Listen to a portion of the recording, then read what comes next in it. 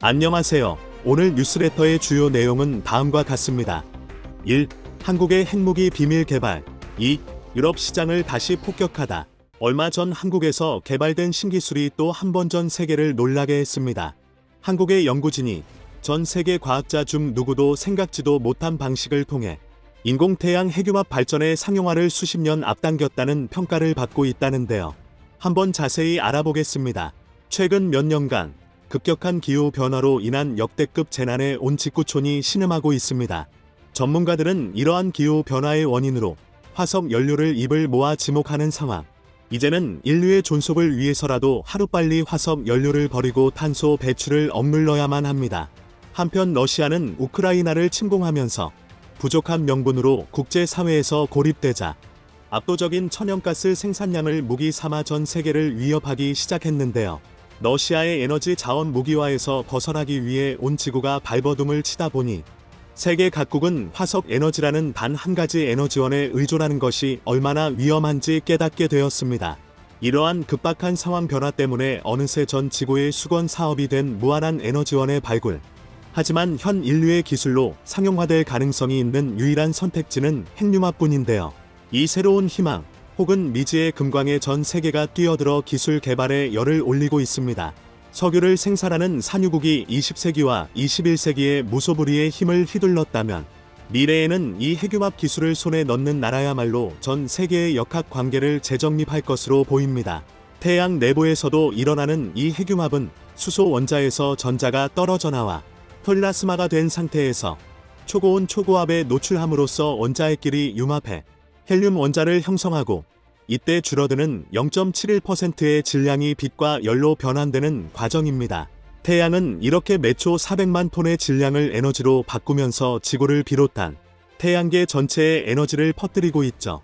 지구상에서 이를 재현하려면 태양 내부만큼의 압력을 만들 수가 없기 때문에 태양의 7배에 달하는 엄청난 고온의 환경을 만들어야 하는데요. 이 온도에 도달해야 할 뿐만 아니라 일정 시간 이상 이를 유지해야만 내부에서 핵을 융합시킬 수 있습니다. 수소 1kg을 투입한 핵융합으로 얻을 수 있는 에너지의 양은 638TJ로 이는 석탄 21,000톤, 석유 1250만 리터에 해당하는 에너지이며 26만 마력의 니미츠급 항공모함을 약 38일이나 가동할 수 있는 어마어마한 효율을 자랑합니다. 바다에 있는 수소만으로 계산해도 인류가 200억 년 동안 쓸 수 있는 에너지가 나오기 때문에 사실상 무한한 에너지원인데도 100% 안전하고 방사능이나 유해 물질도 내놓지 않습니다. 제어에 실패해도 그냥 내부의 수소 플라스마가 식어서 기체로 돌아갈 뿐 원자력 발전소처럼 연쇄 반응으로 대형 참사가 일어날 가능성이 전혀 없죠. 그리고 반응의 결과물이 에너지와 헬륨뿐이라서 내연을 뿜는 화력 발전이나 방사성 폐기물을 내놓는 원자력 발전과 달리 환경을 해치지도 않습니다. 그 장점을 늘어놓는 것만으로도 마치 꿈과 같은 기술입니다. 한국 역시 일찍이 그 가능성을 알아보고 1995년부터 핵융합 기술 연구에 돌입했는데요. 화석 에너지라고는 한 줌의 천연가스뿐인 자원 불모지의 털을 잡고 있는 한국이 언젠가 미래의 에너지 독립을 이룰 수 있는 유일한 방법이라고 여겨졌기 때문이죠. 그래서 지금에 이르기까지 무려 27년간 지속적인 여론의 지지를 받고 있습니다. 덕분에 한국은 압도적인 기술력으로 누구도 따라잡을 수 없는 성과를 보여주며 핵융합 분야를 선도하는 국가가 되었습니다. 한국이 늘 그래왔듯 축복받은 인적 자원에 투자해서 세계적인 경쟁력을 손에 넣은 것이죠. 한국은 2007년 독자 개발한 한국형 토카막 핵융합 실험로 KSTAR에서 연구를 이어가고 있습니다. 세계 최초로 초전도 자석을 사용한 KSTAR는 타 융합로 대비 훨씬 강력한 자기장을 이용할 수 있으며 냉각 부담도 적습니다. 지름 10m, 높이 6m, 콘크리트 벽의 두께만 1.5m로 사용된 시멘트의 양이면 아파트 3천 가구를 지을 수 있다고 하죠. 게다가 이만한 규모면서도 엄청나게 섬세하고 정밀한 조정이 가능하다고 합니다. 이러한 최첨단 시설 덕분에 핵융합 발전에 필수적인 초고온과 수소 플라스마 유지 시간 양쪽에서 한국은 세계 신기록을 보유하고 있습니다. 그런데 이번에 개발한 신기술로 한국이 기존의 기록을 다시 한번 갈아치우며 신기록의 자체 갱신까지 성공한 것입니다. 한국 연구진이 세운 기록은 섭씨 1억 도에서 30초로 기존 1억 도에서 20초 기록에서 또 한 번 많이 늘어난 성과입니다. 미국, 일본, 중국도 핵융합 개발에 투자하고 있지만 아직 1억 도에서 10초 이상 유지하는 것조차 이루지 못하고 있죠. 중국은 얼마 전 1억 2천만 도에서 1000초 이상 플라스마를 유지했다며 보도를 냈지만 융합 반응에 참여하는 원자핵이 아니라 전자를 가열한 것으로 교묘하게 말장난에서 성과를 부풀린 것이었습니다. 북한은 아예 가열 없이 상온에서 핵융합하는 융합로를 만들었다며 유사과학에나 나올 법한 주장을 해서 그 누구도 진지하게 받아들이지 않고 비웃음만 샀죠. 아직 세계 어느 나라에서도 한국의 기술 수준을 따라오지 못하고 있는 것입니다. 이런 가운데 한국이 신기술까지 만들어내며 압도적 격차를 벌리기 시작했습니다. 지난 8일 굴지 학술지 네이처에 게재된 한국 연구진의 신기술은 핵융합로의 플라스마 운전 방식을 기존과 전혀 다른 방식으로 바꾸는 것이었는데요. 기존의 핵융합로를 운전했던 방법은 H-양식이라고 불리는데 현재 대부분의 연구자가 활용하고 있으며 핵융합로가 상용화된 후에도 기본적으로 채택될 운전 방법으로 꼽힙니다. 하지만 이 H-양식에는 치명적인 단점이 있는데 플라스마 가장자리에 형성되는 장벽을 활용하다 보니 임계치를 넘는 압력을 받을 때 장벽이 풍선처럼 퍼지면서 뿜어져 나오는 초고온의 플라스마가 핵융합로 내벽에 손상을 입힌다는 것입니다. 이 경계면 불안정 현상, ELM을 제어하기 위해 연구자들은 더 안정적인 플라스마 운전 양식을 찾기 위해 노력하고 있었는데요. 한국 연구진이 이번에 H-양식을 대체할 수 있는 FIRE 모드를 새롭게 개발한 것입니다. FIRE 상태는 아예 플라스마 장벽을 이용하지 않기 때문에 ELM이 발생하지 않으며 가열 시 발생하는 고속 이온을 이용해 난류를 안정화하고 온도까지 빠르게 끌어올릴 수 있어 운전 제어도 용이합니다. 나용수 서울대 교수는 FIRE 상태는 예측한 대로 실험이 진행되지 않았던 실패한 실험 결과를 분석하다가 새롭게 얻어진 창의적인 결과물로 한국의 핵융합 연구가 기존과 다른 독창적인 방식으로 이뤄질 수 있음을 보여준 사례라고 강조했습니다. 이어 이러한 초고온 플라스마 운전 영역 발견은 KSTAR가 초정밀도로 건설되었기에 가능했던 결과이자 국내외 대학과 연구소의 긴밀한 협력으로 가능했다고 밝혔습니다. 한편 선 핵융합에너지연구원 박사는 이번 연구 성과는 플라스마의 밀도, 온도, 가동 시간이라는 핵융합 실현의 세 가지 조건 중에서도 특히 온도 측면에 집중해 KSTAR의 가열 성능을 플라스마 중심부에 집중시키는 새로운 접근이 있었기에 가능했던 결과라고 설명했습니다. 그러면서 FIRE 모드와 고속이온에 대한 추가 연구를 통해 KSTAR의 1억 도 초고온 플라스마 운전 성능 및 지속시간도 더욱 향상될 수 있을 것으로 기대된다고 덧붙였죠. 이번 기록 수립은 무려 3127번의 시행착오를 통해 얻은 성과라고 하는데요. 나용수 교수의 말처럼 한국 연구진들이 실패에 좌절하지 않고 끊임없이 도전한 덕분에 그 끈기가 결실을 보았다고 할 수 있을 것입니다. KSTAR는 이 기세를 이어가서 2026년까지 1억 도에서 300초 유지를 목표로 하고 있습니다. 이 수치를 달성하면 제반 시설을 갖추고 24시간 운전의 가능성을 엿볼 수 있게 됩니다. 그렇게 되면 남는 것은 효율을 끌어올려서 투입 에너지 대비 생성 에너지 비율을 높이는 것뿐입니다. 핵융합로 가동에 필요한 에너지보다 더 많은 에너지를 생산할 수 있게 되면 마침내 지속할 수 있는 에너지원을 인류가 손에 넣게 되는 것입니다. KSTAR는 이 뛰어난 기술력을 인정받아 국제 공동 핵융합 실험인 ITER 역시 주도하고 있는데요. ITER 역시 상용화 가능한 핵융합 발전 기술은 달성을 목표로 하는 프로젝트로 전 세계 34개국이 참여하는 역사상 가장 큰 규모의 국제 연구 개발 사업으로 꼽힙니다. 이에 비견할 만한 국제 프로젝트는 국제우주정거장 ISS, 인류 최대 입자가속기 LHC, 그리고 21세기 달 탐사 프로젝트 아르테미스 계획 정도밖에는 없죠. 한국은 핵융합 연구를 시작한 1995년에 바로 ITER 가입을 권유받았고 외환위기를 극복한 후 2003년에 정식으로 가입했습니다. 한국은 프로젝트 참여와 동시에 ITER의 개발 방향을 주도하기 시작했습니다. 세계 최초로 초전도체를 사용한 핵융합로 KSTAR의 안정적인 운용을 바탕으로 ITER 역시 KSTAR와 같은 종류의 초전도체를 채용하고 규모만 25배로 늘렸습니다. 이뿐만 아닙니다. KSTAR에서 처음 시도된 또 다른 기술로 플라스마 제어 코일을 융합로 진공용 내부에 설치하는 것이 있었는데요. 이전까지 어떤 핵융합로도 제어 코일을 내부에 설치한 적은 없었고 전문가들과 CAD를 통한 시뮬레이션에서도 불가능한 일이라는 결론이 나 있었습니다. 하지만 한국 연구진들은 이에 굴하지 않고 2차원인 CAD가 아닌 3차원 그래픽으로 시뮬레이션을 진행해서 2차원으로는 볼 수 없었던 새로운 투입 경로를 찾아냈습니다. 그리고 이 경로를 통해서 녹지 않도록 특수 제작된 무게 500kg, 길이 8m짜리 코일을 진공 용기 내부라는 제한된 공간에 실패 없이 단 한 번 만에 안정적으로 설치하는 말도 안 되는 작업을 성공시켰죠. 그리고 이 사례가 ITER 사업에도 영향을 미쳐 ITER의 융합로 역시 제어 코일을 내부에 설치하기로 결정했고 KSTAR 연구진들이 그 설계를 검토 및 자문해주고 있습니다. 인류의 미래가 걸린 프로젝트에 한국 KSTAR의 운영 데이터와 설계 피드백이 그대로 반영된 것이죠. 한국 핵융합 기술은 열악한 환경에서 싸워왔습니다.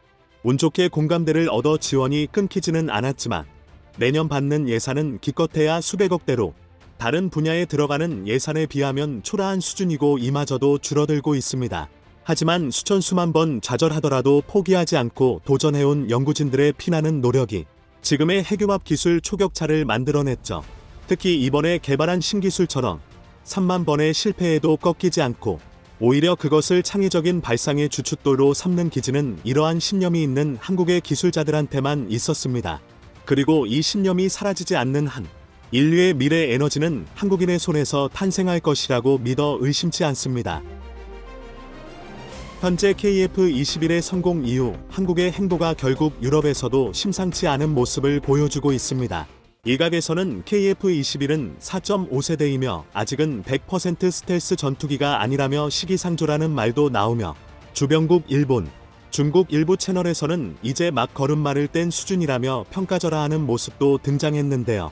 그런데 정작 영국에서 들려온 소식은 KF-21 비행 성공 장면이 다양한 긍정적 효과를 낳았고 동남아시아에서는 새로운 국가들이 등장해서 한국과 빅 오퍼를 진행한다는 소식입니다. 이번 일이 한국 국방산업의 역사에 또 다른 매우 중요한 사건이 된 것 같다는 평가도 나오는데요. 현재 왜 영국에서 이런 소식이 들려오며 한국에 새롭게 등장한 국가들도 살펴보도록 하겠습니다. 우선 한국의 KF-21은 지상 주행 시험을 거쳐서 드디어 하늘로 비상하며 날아오르는 모습을 보였고 안준현 소령은 이륙 직전까지 부담이 컸다면서도 막상 이륙 직후에는 편안하게 경로를 날았다고 했습니다. KF-21은 기존의 전투기와는 달리 대부분 터치스크린 방식으로 이뤄지기 때문에 안 소령은 이와 관련한 시뮬레이션 등 각종 훈련과 조작을 쉴 새 없이 연습해 온 것으로 알려졌습니다. 그런데 안 소령의 말도 그렇지만 실제 KF-21의 이착륙 장면은 매우 부드러워 보인 특징이 있었는데 기체가 매우 안정적이며 차세대 스텔스 전투기급 기체가 성공했다는 상징적 장면이 된 것이라는 겁니다. 결국 이는 현재 한국과 관련된 다양한 국가에 그대로 알려졌고 특히 영국에 큰 영향을 끼쳤습니다. 바로 현재 세계 최대 규모의 항공 방위산업 전시회인 영국 판버러 에어쇼가 열리고 있는 상황인데요. 현지 시각에 맞춰 KF-21의 시험 비행이 성공하자 영국에서는 큰 관심을 받게 된 상황입니다. 특히 유럽의 허브에서 열리는 영국의 판버러 에어쇼에는 평소와는 다른 긴장감도 흘렀는데요. 평소 같으면 일반인 에어쇼를 비롯해 축제 분위기가 물씬 나는 행사로 활발한 분위기를 냈겠지만 이번 에어쇼는 현재 러시아 사태가 진행 중인 만큼 세계 각국 군 관계자들이 몰려든 모습이었습니다. 그 와중에 이번에 비행을 성공적으로 마친 KF-21에 대한 관심은 매우 뜨거웠는데요. KAI의 부스에는 안 소령이 성공적으로 비행을 마친 모습의 동영상일 때 마침 흘러나오고 있었으며 세계 공군 관계자들이 KAI 측에 찾아와 각종 문의를 활발하게 진행하는 모습이었습니다. 그런데 현재 KF-21에 갈 길은 먼 상황이며 KAI 측에 따르면 더욱더 고된 테스트가 기다리고 있다는데요. 안현호 KAI 사장은 선진국들은 최초 비행에서 양산까지 6에서 10년이 소요된다고 말하면서 한국은 이를 절반 정도인 4년 이내에 성능을 검증하고 착수해야 하는 과정이 남았다고 말하고 있습니다. 그만큼 국내의 항공협력 업체들 모두의 혼신의 노력이 필요한 상황이라고 전하고 있습니다. 물론 한국 고등훈련기 T-50을 제작할 때도 미 로키드 마틴사는 절대 기간을 못 맞춘다고 했지만 한국은 오히려 시간을 1년 이상 단축할 정도로 열정과 기술진들의 노력으로 해낸 바 있기 때문에 전 세계 군 관계자들은 한국이 이번에도 KF-21을 선진국의 절반 이상으로 스케줄을 당길 거라 전망합니다. 하지만 KF-21이 이제 막 발걸음을 시작했는데도 불구하고 왜 군 관계자들이 모였나 궁금한데요. 영국 판버러 에어쇼 현장에 있는 소식통에 따르면 현재 전 세계적으로 분위기가 심각한 상황인데 특히 국가마다 군비 강화를 위해서 순회산을 확충하고 가장 적합한 무기를 찾느라 고심한다는 것입니다. 따라서 한국의 KF-21의 최종적인 양산은 멀었지만 관에 관심이 생긴다는 것으로 한국이 사실상 5세대 스텔스기를 개발한 군사 강국이라는 이미지를 이번 쇼에서 제대로 심어주게 되자 그의 부수적인 효과로 한국의 무기에 대해서 문의를 해오는 국가가 새로 늘어나게 된 것입니다. 특히 동남아를 비롯해 남미에서는 새로운 국가들이 이번 에어쇼 중 한국에 관심을 크게 표했는데요. 이는 기존의 동남아시아 국가들의 자극제가 되고 기존 판도를 크게 바꿀 것으로 예상됩니다. 왜냐하면 현재 동남아시아에서 한국의 KF-21과 직접적인 관계가 있는 나라는 인도네시아이기 때문입니다. 그러나 인도네시아는 총 8조 8천억 원의 사업 중에 8천억 원의 분담금 납부를 이행하지 않고 있는 상황이며 나파를 계약하더니 이제는 그 다음으로 KF-21이 아니라 미국의 F-15 사들이려고 하고 있습니다. 일각에서는 인도네시아가 한국의 방위 산업 자체에 대해 전적인 신뢰를 보내지 않는다고 지적하고 있는데 비단 KF-21뿐만 아니라 대우조선해양의 잠수함까지 3대에 대한 계약금을 내지 않은 상황이기 때문입니다.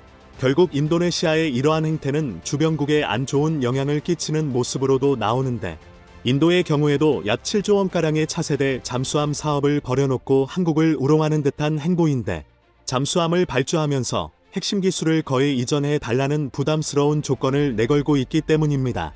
인도네시아의 KF-21 행보와 일면 비슷한 면이 있고 인도의 잠수함 사업도 결국 파기될 거로 보입니다. 하지만 이에 반해서 한국에 오히려 이번 영국 판버러 에어쇼를 통해서 긍정적 효과를 주는 국가가 있는데요. 우선 콜롬비아는 6.25 참전국이기도 하지만 한국의 군수 물품에 대한 수입을 검토 중인데 지난 4월부터 복수의 군사 매체에서는 콜롬비아가 미국의 세스나 A-37B 훈련기를 젖혀두고 한국의 FA-50을 선택한다는 보도가 나가는 등 한국 경공격기에 대해 구체적 행보를 보였습니다. 그런데 이번 영국의 판버러에서 바로 콜롬비아의 공군 사령관이 KAI 홍보관을 직접 찾은 것입니다. 그는 관계자와 즉석해서 미팅을 가지고 현장 협의를 갖는 모습이 현지 소식통들에 의해 포착되었습니다. 콜롬비아는 필리핀 전투에서 막강한 위력을 보인 FA-50을 유력 선택지로 두고 검토를 반복하고 있었는데 이번 전시회에서 KAI는 나토이 개념에 맞는 FA-50을 제작하고 AESA 레이더, 적외선 유도미사일 및 헬멧 시연의 조준 장치를 장착한 FA-50 성능 개량형을 선보이면서 더욱더 업그레이드 시킨 것입니다. 안 그래도 FA-50은 이번 우크라이나 전쟁으로 인해 폴란드로부터 구체적인 주문에 접어든 상황입니다.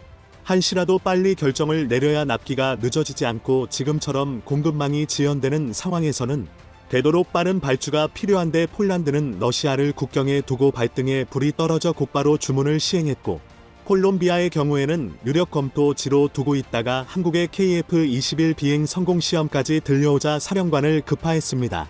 한 모델의 기체를 수입하는 데에는 오랜 기간 검토 기간이 필요하나 한국은 KF-21과 같은 상위 기체를 성공시켰으니 오히려 이번 비행 성공이 FA-50에 대한 발주가 폭발적으로 이어지는 기폭제가 될 것이라는 관측도 나오는 것입니다. 게다가 홍보관의 새로운 FA-50 모델에는 공중급유, 광학 조준 장치가 탑재된 것이 눈에 띄는데요. 이는 KAI가 FA-50의 항속거리를 늘리는 등 나토 회원국들의 요구 성능을 충족시켰다는 것입니다. 그런데 이 와중에 다시 KAI의 부스에 바로 말레이시아 공군 사령관이 찾아와 현장 협의가 벌어졌는데요. 말레이시아 역시 앞서 콜롬비아와 같이 복수의 소식통에 의해 한국과 긴밀한 협의를 하고 있다고 전해집니다. 지난 4월경에는 인도네시아 매체 등에서 말레이시아가 한국의 FA-50 18대 구매한다고 보도하면서 말레이시아는 파묘 등 현물을 제시하고 양국의 협의가 이뤄지고 있다는 취지의 보도를 했습니다. KAI는 이 보도 직후에 사실무근이라고 했지만 말하라. 공군 사령관이 나타나자 말레이시아가 FA50에 적지 않은 관심을 가지고 오더로 연결될 수 있다는 의견을 제기했습니다. 앞으로 말레이시아는 동남아에서 한국의 군수물자를 수출하는 주요 파트너가 될 것으로도 보이는데요.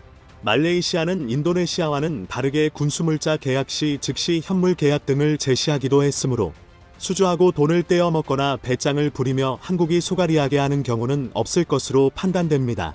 또한 이 가운데 주변 경쟁국인 인도네시아가 배제되며 말레이시아가 주요 파트너가 되면 상황도 달라져 한국은 필리핀, 말레이시아 등 한국산 제품을 인정하고 곧바로 수입하려는 국가들을 우선 고려하게 됩니다. 그 밖에 판버러 현장에는 로키드 마틴 부사장이 한국관에 찾아와 힘을 보태기도 했는데요. 현재 미국은 F-35 판매를 전 세계로 확장하고 있으나 이것이 한국과도 긴밀히 연결되어 있기 때문입니다. F-35는 한 번 비행기가 떴다가 내려오는 것만 해도 수억 원의 운용비가 소요되는 것으로 알려졌으며 미 하원의원에게서는 F-35가 시간당 4천만 원가량의 운용비용이 든다며 너무 비싸다고 지적했습니다. 한국에서도 F-35는 도입하는데 1,000억 원, 운용비용은 2,500억 원이 대당 소요된다고 파악했습니다. 그러다 보니 각 국가에서는 최신 F-35의 조종사를 길러내는데 한국의 T-50을 활용하는 것입니다. 미 로키드 마틴의 레니 하이들 부사장은 KAI와 T-50 판매 관련 협력 합의서를 체결했다 라면서 F-35를 구매하려는 국가가 T-50 플랫폼을 활용해 큰 이득을 볼 수 있다며 힘을 보탰습니다. 쉽게 얘기해 F-35 비용이 많이 드니까 한국 기체를 활용하면 돈을 아낄 수 있다고 홍보해 주는 것입니다. F-35가 잘 팔리지만 머뭇거리는 나라들이 많다 보니 덩달아 한국의 T-50도 잘 팔리게 되는 형국이죠. 따라서 한국은 KF-21의 성공 이후에 기존의 FA-50을 검토 리스트에 올려놓은 다양한 국가들이 몰리고 있으며 선순환으로 이어지는 국면이며 K방산이 더욱더 흐름을 타고 있다는 관련 보고가 잇따르고 있습니다. 한편 인도네시아는 한국의 수도인 자카르타가 가라앉고 있다며 도움을 요청한 것으로 보이는데 한국은 여기에도 인원을 급파해서 도시계획을 발표하고 노하우 전수를 약속했고 실제 현재 인도네시아 공무원들 40명가량이 한국에 파견되어 노하우를 배우고 있는 것으로 보입니다. 인도네시아는 40조 원가량의 새로운 수도를 이전 사업을 한국에 큰 부분을 맡길 것으로 말하고 있는데 일각에서는 노하우만 전해주고 KF-21같이 뒤통수를 맞는 게 아니냐는 우려도 등장하고 있습니다. 정작 전 세계가 한국 군수물자 주문을 늘려가려는 마당의 정반대의 행보를 보이고 있기 때문입니다. 이처럼 한국의 KF-21은 결과적으로 한국 방산에 큰 긍정적인 영향을 몰고 오는 상황이 나옵니다. 특히 가성비 매우 뛰어난 군수물자를 찾는 중견국에 이전보다 훨씬 많은 문의가 이어지는 국면입니다.